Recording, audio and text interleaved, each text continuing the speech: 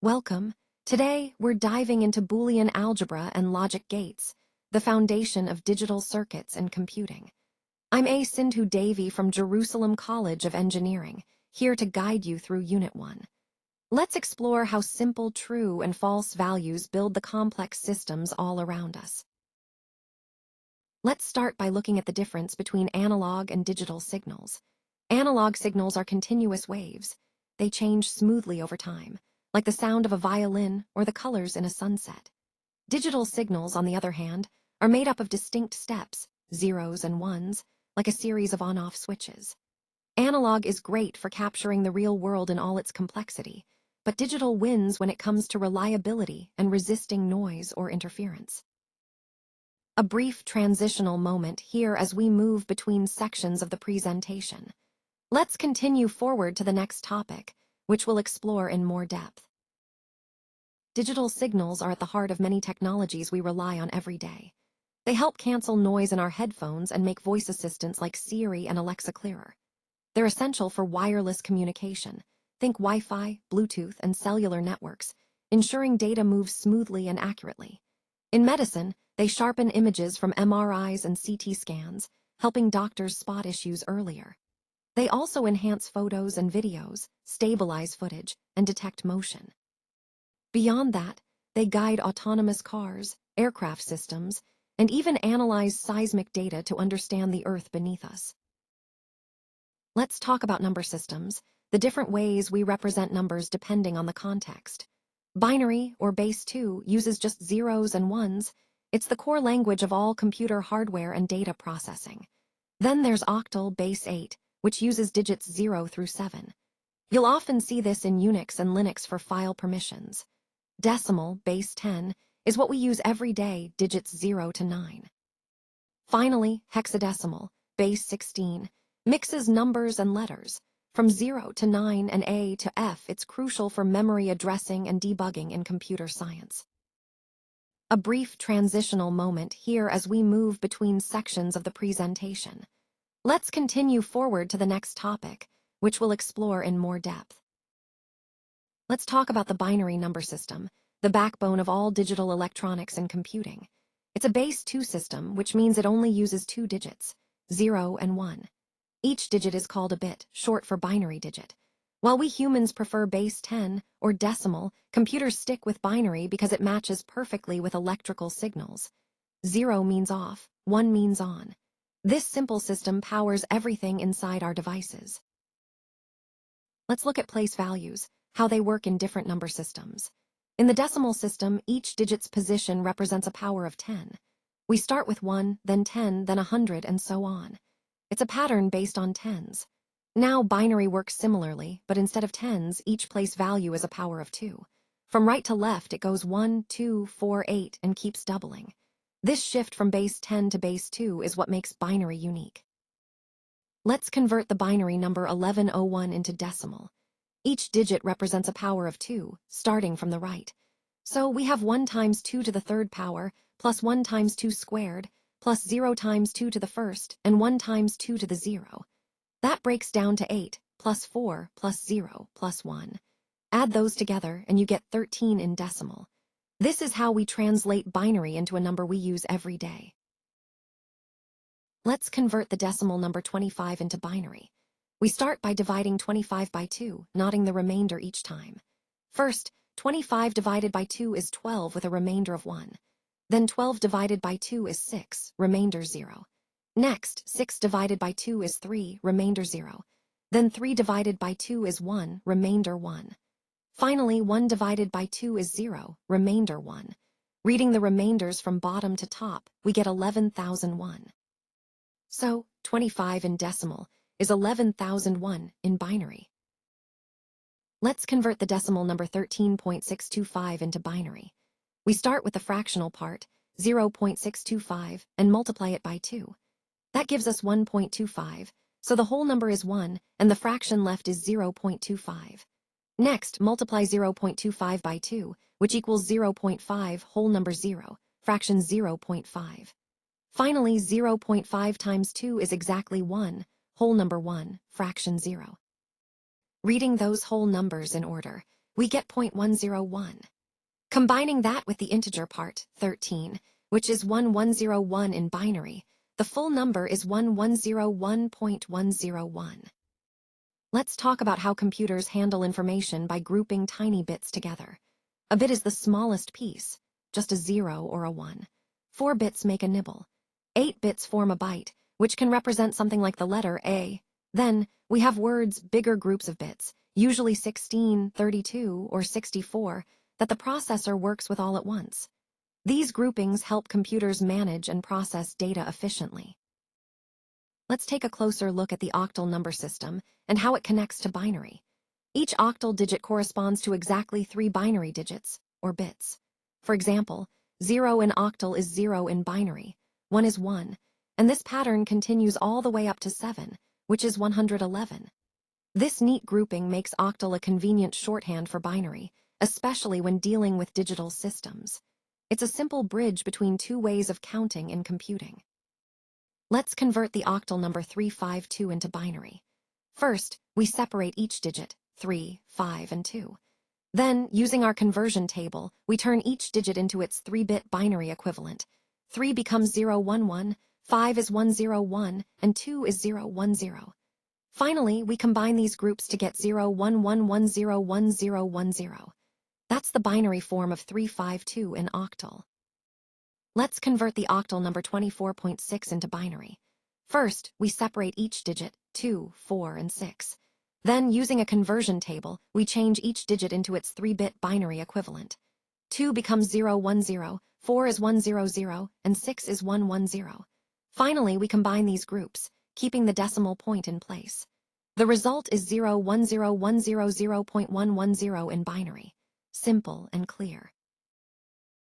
Let's convert the binary number 110101 into octal. First, we group the digits into sets of 3, starting from the right. That gives us 110 and 101. Next, we convert each group to its octal equivalent. 110 becomes 6, and 101 becomes 5. Finally, we combine those results to get 65 in octal. It's a straightforward process once you break it down into these steps. Let's look at how to convert the binary number 10,101 into octal. First, we group the digits in sets of 3, starting from the right. Since we don't have enough digits, we add a leading 0, making it 10 and 101. Next, we convert each group from binary to octal. 10 becomes 2, and 101 becomes 5. Put together, the octal equivalent is 25. This method makes binary to octal conversions straightforward and reliable. Let's break down how to convert the hexadecimal number 3A into binary. First, we take the digit 3. In binary, that's 11. Next, the letter A, which represents 10 in hex, converts to 1010 in binary. When we put those two together, we get 111,010. This shows how each hex digit maps directly to a 4-bit binary sequence, a simple but powerful way to switch between these number systems. Let's convert the binary number 1,111,011,011 into hexadecimal. First, we group the digits into sets of 4, starting from the right. That gives us 11, 1101, and 1011. Next, we convert each group to its hex equivalent. 11 becomes 3, 1101 is D, and 1011 is B. Putting those together, the final hex value is 3dB. It's a simple way to switch between these two number systems. Let's talk about how computers handle positive and negative numbers in binary. One way is called ones complement. To get it, you just flip every bit. Zeros become ones and ones become zeros. For example, 101 becomes 1010. But there's a catch. Ones complement has 2 zeros, positive and negative, which makes calculations tricky. This leads us to 2's complement, a method that simplifies things even more. We'll explore that next. Let's dive into 2's complement, a clever way to represent negative numbers in binary. First, you find the ones complement by flipping every bit. Then, you add 1 to the least significant bit. For example, flipping 1010 gives us 101, and adding 1 turns it into 1011, which represents -5. 2's complement is the standard in modern processors because it gets rid of the confusing duplicate 0 and makes addition and subtraction much simpler. Let's look at 2 ways computers represent negative numbers: ones complement and 2's complement. With ones complement, You flip all the bits to get the negative. But 0 has two forms, positive and negative. 2's complement improves on this by flipping the bits and then adding 1, giving us just 1 0. Both use the leading bit to show negativity, but today, 2's complement is the standard in almost all modern systems, while 1's complement is mostly a historical footnote. Binary code is the foundation of all computing. It uses just two symbols, 0 and 1, to represent everything from data to text, and even instructions. This simplicity is powerful because it matches perfectly with how digital electronics work. A 0 means off, and a 1 means on. That on-off pattern is what makes computers tick, turning complex information into a language machines understand effortlessly. Binary codes come in different types, each designed for a specific role in computing or data transmission. First, we have weighted codes, where each bit has a set value. Take BCD, for example, with weights of 8, 4, 2, and 1. Then there are non-weighted codes, like gray code, which changes only one bit at a time to reduce errors. We also use alphanumeric codes, like ASCII, to represent letters and numbers. Finally, error detecting and correcting codes help us catch and fix mistakes during transmission. Let's talk about weighted codes, a type of binary system where each bit has its own specific weight. To get the decimal value, you multiply each bit by its weight, then add everything up. The most common example is the 8421 code, where 4 bits represent values 8, 4, 2, and 1. For instance, the number 5 is written as 101. Multiply and add. 0 times 8 plus 1 times 4 plus 0 times 2 plus 1 times 1, which equals 5. Simple, right? Let's talk about some common types of weighted codes. First, there's the 8421 code, the standard way we represent decimal digits in binary, known as BCD. Then, we have the 2421 code, which is special because it's self-complementing, meaning it simplifies certain operations. Next is the 5211 code, where the weights are 5, 2, 1, and 1. Finally, the 8421 code stands out by mixing positive and negative weights, giving it unique properties. These weighted codes each serve different purposes in digital systems. Let's talk about weighted versus non-weighted codes. In weighted codes, each position has a fixed value, like the familiar 8421 system, so every bit contributes a specific weight to the overall number. Non-weighted codes don't follow this rule. Instead, their bit positions don't carry fixed values. Examples include gray code and excess3 code, which are designed mainly to reduce errors and smooth out logic transitions. Understanding this difference helps us choose the right code for the right task. Let's talk about alphanumeric codes. These are strings made up of letters and numbers, both alphabets and digits combined. They're everywhere, helping us create identifiers that are compact, easy to read, and more secure. You'll see them in passwords, promo codes, license plates, even confirmation tokens. By mixing letters and numbers, these codes strike a balance between simplicity and complexity, making them essential in many everyday systems. Let's talk about error detection and correction codes, the unsung heroes of digital communication. These codes use math to spot and fix errors that sneak into data during transmission or storage. When bits flip unexpectedly, thanks to noise or interference, these codes kick in. They add extra, carefully structured bits to the original data. This redundancy lets the receiver check if the data arrived intact, and if not, correct it. It's how we keep our digital world reliable. Let's break down two key types of error control in data communication: error detection codes and error correction codes. Error detection codes help us spot when data has been corrupted, but they don't fix the problem themselves. They usually add fewer extra bits, so the overhead is low, and when an error's found, they ask for the data to be sent again. On the other hand, error correction codes go a step further.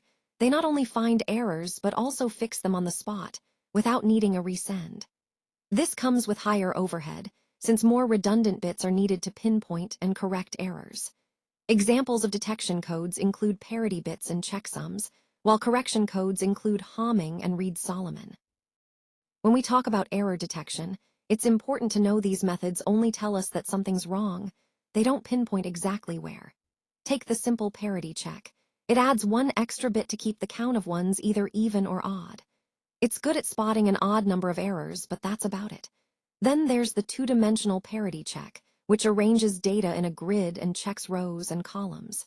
This catches burst errors much better. Checksums split data into segments, sum them up, and use a complement to verify integrity. Finally, the cyclic redundancy check, or CRC, treats data like polynomials and uses division to create a code that's really good at catching errors, especially bursts. Each method builds on the last, giving us stronger ways to detect problems. Let's talk about error correction techniques, the clever ways we find and fix mistakes in data. These codes create enough mathematical distance between valid code words to spot exactly where errors happen and flip those bits back. Take Hamming code. It uses multiple parity bits placed at power of 2 positions to detect 2-bit errors and correct 1-bit errors automatically. Then there's Reed-Solomon code, which works with groups of bits, making it great for fixing burst errors in things like SSDs and QR codes. Finally, LDPC and turbo codes are advanced, iterative methods pushing the limits of data transmission, powering systems like 5G and satellite communication. Let's talk about gray code, also known as reflected binary code. It's a special way of counting in binary where each step changes only 1 bit at a time. That single bit change is crucial. It helps avoid errors and glitches in hardware, especially in devices like rotary encoders and analog-to-digital converters. By limiting transitions to just 1 bit, gray code keeps signals clean and reliable, reducing ambiguity in how the system reads values. It's a clever solution to a tricky problem.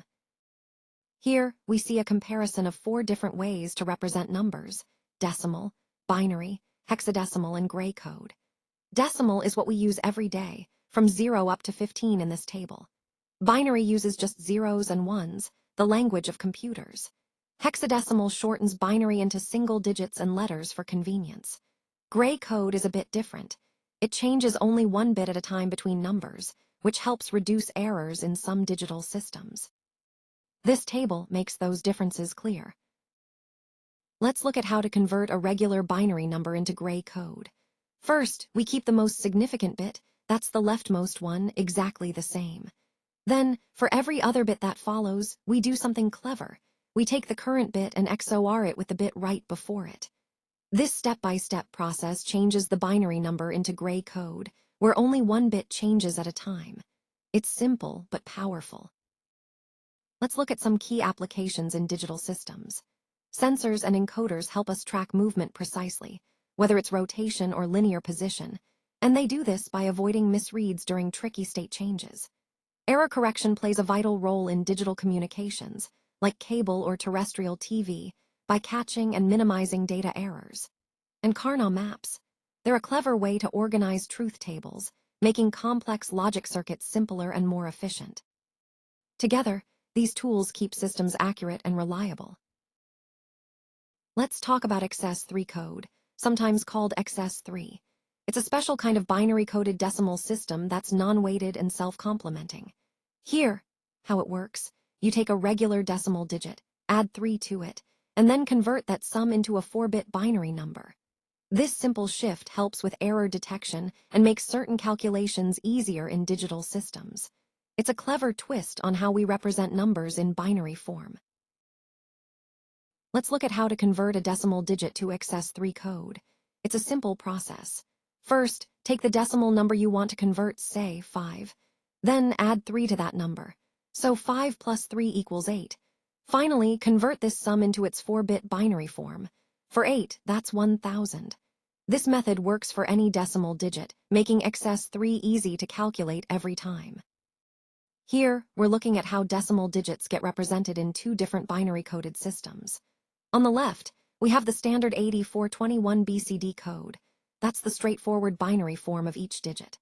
On the right, there's the XS3 code, which shifts every digit by adding 3. So 0 becomes 3, 1 becomes 4, and so on. This simple calculation, adding 3, helps in certain digital circuits by making arithmetic and error detection easier. It's a clever trick with practical benefits. Let's explore how to convert binary numbers to gray code. The key rule is simple: the most significant bit, or MSB, stays exactly the same. For every other bit, we perform an XOR operation between the current binary bit and the one immediately to its left. For example, if we take the binary number 1011, applying this rule step by step gives us the gray code 1110. This method ensures only one bit changes at a time, which is what makes gray code so useful. Let's look at how to convert gray code to binary. The key rule is that the most significant bit, or MSB, stays exactly the same. After that, each binary bit is found by taking the XOR that's exclusive or of the current gray code bit and the binary bit we just calculated. For example, if we convert the gray code 1110 following this rule step by step, we end up with the binary result 1011. It's a simple process once you get the hang of it. To wrap up, this table shows the XOR truth table, a fundamental concept in logic and computing. When both inputs are the same, the output is 0. But when the inputs differ, the output flips to 1. It's a simple rule, yet it forms the basis for many complex systems we rely on every day. Please do like, share and subscribe my channel. Thank you.